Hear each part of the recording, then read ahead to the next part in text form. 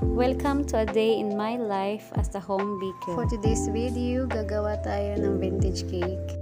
Ito ay size 6x3 moist chocolate cake with buttercream frosting. Request ng customer is light blue color. So from light blue to pinaka-light na blue.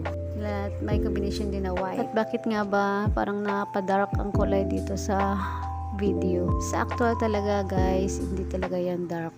Simple piping tips lang po ang gamit ko dito. Sorry sa aking Tagalog kasi hindi talaga ako Tagalog. Bisaya talaga ako. Tinatagalog ko lang tong voice over ko na ito para maintindihan din ng mga hindi Bisaya. Saan lang ako mag voice over sa mga cake videos ko kasi nahihiya ako sa boses ko talaga. So ayan, naglagay lang tayo ng small leaves sa ating flowers. Actually, ang dami ko na talagang mga videos dito sa phone ko. Pero hindi ko pa na-upload. Nakakatamad mag-edit. Kung na ngayon i-upload yun para ma-delete ko.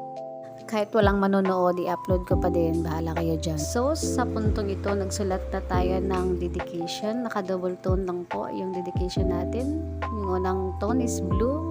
Then, top ko is white. So, ito na ang ating vintage cake. Sana'y magustuhan niyo ang video na ito. See you to my next video. Bye!